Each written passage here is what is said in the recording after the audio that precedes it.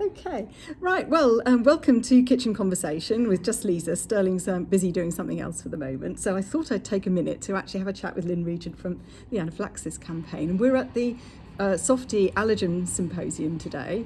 And so, Lynne, I just wondered, you gave a great presentation. Thank you. I just wondered what you've taken away from the other speakers and the mood of the room really today. Well, it's absolutely fascinating for me to speak at conferences like this because it gives me the opportunity to come face to face with a lot of people who are working across the food industry.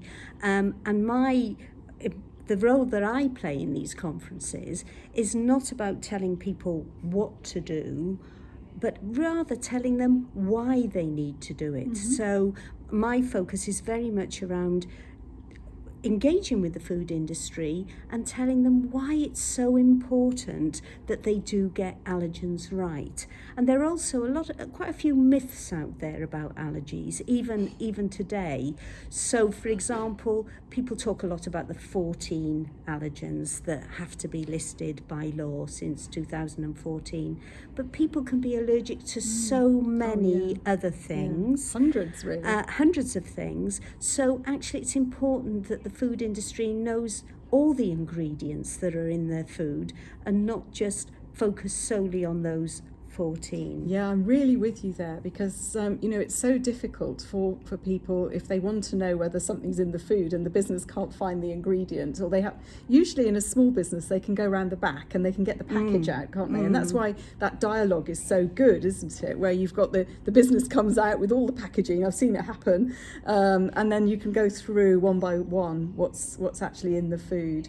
But of course, it's absolutely critical for those people who've got an allergy to something else to know what's actually in the food, the full ingredients list. It is really, really important. And also understanding, sometimes companies, and I understand why they do it, get hung up on getting something like nuts right, when actually the most difficult allergen to avoid and the one that causes the most fatalities is milk.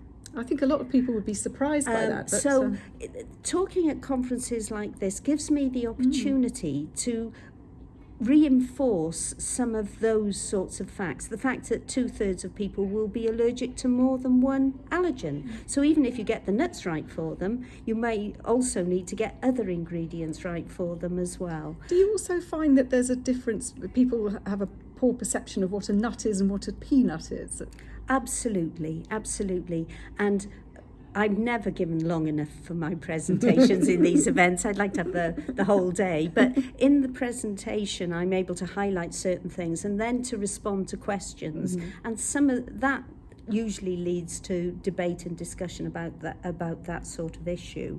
But the other thing about attending something like this is I get pushback, and that's a good thing. So, for example, when there's changes in the law proposed, like pre-pack for direct sale, and understandably, people would expect our organisation to be all for it, and we are. But today I learned a lot from the audience and from discussion about the worries that businesses have about taking that legislation forward. And that's useful to hear and to know and to understand, so that we understand the challenges in a very direct way that the food industry do face. Yeah, and I think it's fantastic that you're here and that we liaise as much as possible between enforcers, businesses and people representing the allergic consumer. Because if we don't all talk together, then we don't really understand where we're coming from. And I mean, at the end of the day, what we've got to do is make it safer for the allergic customer, but we've also got to keep businesses in business, and we've got to help businesses to get where they want to be, because they don't want to kill anybody off. They want to run their business safely, and we just need to try to help them to do that in the best possible way. And that's why, it's great to have this conversation as well, and to sort of keep this open really, and keep the conversation going. I think that's true, and I think the one message that came out today, and we've had some very interesting and wide-ranging presentations around all sorts of areas, is the importance of communication, and that's communication between the allergic person and the food business, communication between those who run food businesses, organisations like ourselves. So we all understand the challenges that we're facing and can move forward in a positive way together. So I'd absolutely endorse that. Brilliant. Well, thanks so much for having a Thank chat, you. and I really enjoyed your presentation. Thank and you. I hope to see you again soon. Thank you. Thank you.